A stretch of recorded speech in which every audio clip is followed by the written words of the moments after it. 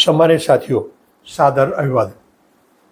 आज की सत्संग की परम पावन, प्रेरक और रोचक इस संवाद यात्रा में हम चर्चा करेंगे गीता प्रेस के सह संस्थापक एवं विश्वव्यापी कल्याण के आदि संपादक भाई जी श्री हनुमान प्रसाद जी पोद्दार जी ने कहाँ और क्यों कराई थी वेद भवनों की स्थापना।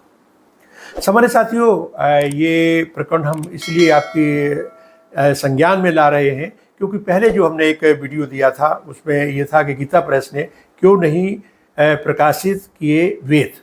तो उसी क्रम में, उसी श्रृंखला में हम ये बताना चाहेंगे कि भाई जी वेदों के प्रति कितने आस्थावान और अटूट उसके आराधक थे। तो अब हम आज के इस श्रृंखला की ओर चलते हैं। भाई जी वेदों की शुचिता एवं इसकी हमेशा शाश्वतता के लिए प्रयासरत रहे।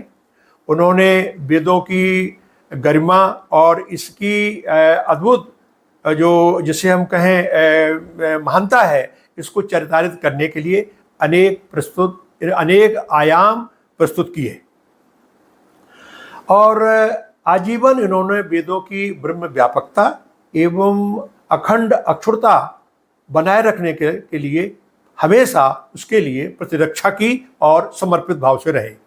यही कारण है कि गीता प्रेस से अनुवाद के प्रतीक्षा में कि अच्छे शुद्ध और प्रमाणिक अनुवाद मिले, इसीलिए गीता प्रेस से जो है वेदों का प्रकाशन संभव नहीं हो सका। उन्होंने पूरे जीवन इसकी प्रतीक्षा की कि कहीं से हमें शुद्ध प्रमाणिक अनुवाद मिल सके तो हम यहाँ से सारवाद वेदों का प्रकाशन करें।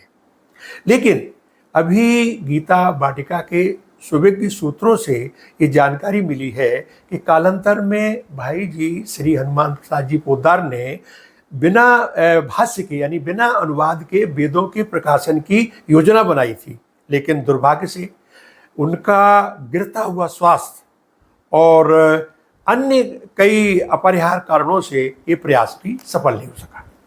लेकिन भाई जी श्री हनुमान प्रसाद जी पोद्दार की वेदों के प्रति अटल आस्था को चरितार्थ करने के लिए जो मैं कहूँ कि प्रखर प्रमाण है, उससे ये प्रतीत होता है कि भाई जी ने वेदों की वाणी को हमारी संस्कृति के चारों मठों और पुण्य तीर्थों में वाचन की व्यवस्था कराई थी। तो ये भाई जी का भव्य भगीरथी प्रयास था, जिसे आध्यात्मिक जगत में एक कीर्ति स्तंभ के रूप में जाना जाता है।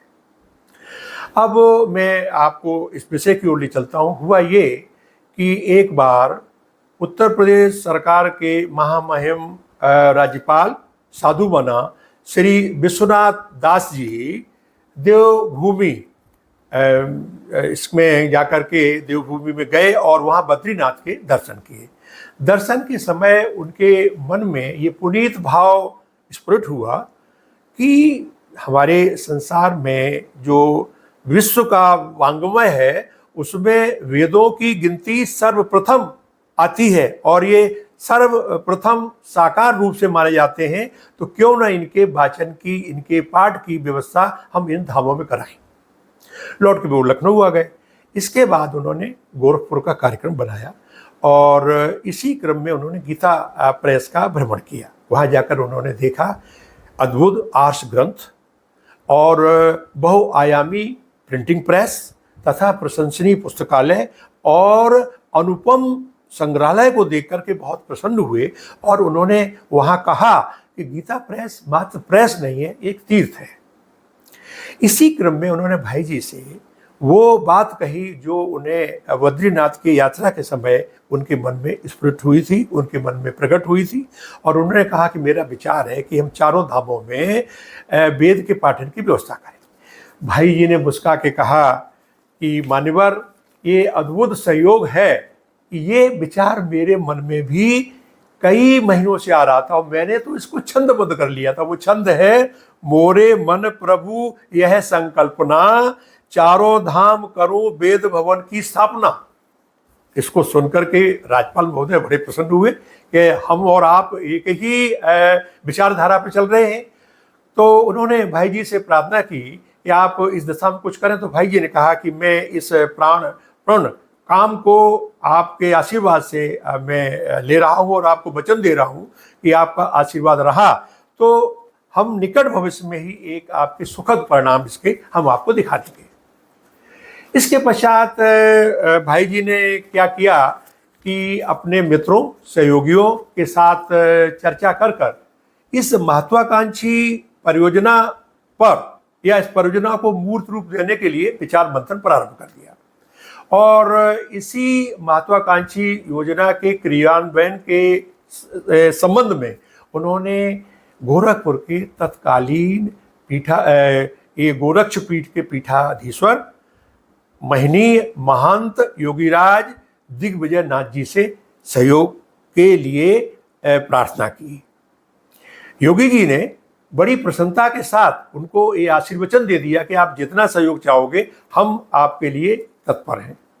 परिणाम स्वरूप ये हुआ कि 27 दिसंबर 1965 के शुभ दिन पवित्र गोरखनाथ मंदिर में एक विशाल भव्य संयोजन सभा पूज्य महंत दिग्विजय नाथ जी के महती अध्यक्षता में आयोजित हुई और उसमें सर्वसम्मति से भारतीय चतुर्धाम वेद भवन न्यास की स्थापना की गई और इस न्यास यानी ट्रस्ट के भाई जी आजीवन ट्रस्टी और मंत्री रहे। साथियों, कालांतर में इसी ट्रस्ट ने चारों धाम यानी जो मैं आपको बताना चाहूँगा उन चारों धामों में इसके मठ जहाँ मठों में इसकी वेदों के पाठ की व्यवस्था की।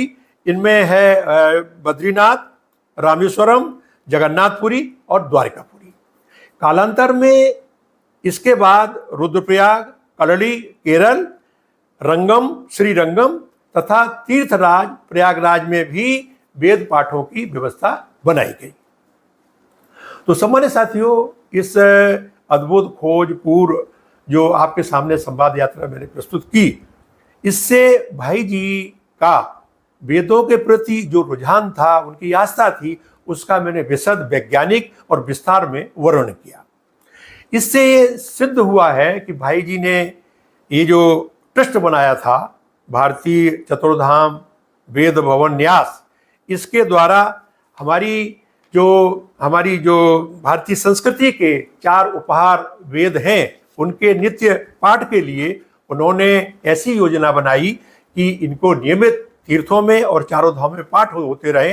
तो ये हमारी भारतीय वैदिक जो परंपरा है उसकी महिमामंत मनीषा को अनुपम और दिव्य दिशा प्रदान की है। ये सभी इस बात को मानते हैं। मैं आज आपके समक्ष ये बताना चाहूँगा कि ये प्रकरण गीता वाटिका से प्रकाशित एक पुस्तक है, उसका नाम है भाई जी चरितामृत और दूसरी पुस्तक है भाई जी एक अलौकिक विभूति। उनमें संक्षेप विवरण दिया है। इसके साथ ही गीता वाटिका के सुविज्ञ और विश्वस्त सूत्रों से मिली जानकारी के आधार पर मैंने आपके समक्ष इस संवाद यात्रा को प्रस्तुत किया। आशा है इस जानकारी से आपकी अध्यात्म यात्रा में आपको सहायता मिलेगी और आप अध्यात्म पथ पर इसी तरह से अग्रसर होते रहें। आज सम्मानित साथियों, यही हम यात्रा को, इस संवाद यात्रा को समाप्त करते हैं। आगे फिर संत महात्माओं और शास्त्र सम्मत किसी ऐसे प्रकरण पर जो हमें ज्ञान भक्ति सदाचार की ओर ले चलते हैं चर्चा करेंगे। सादर अभिवादन।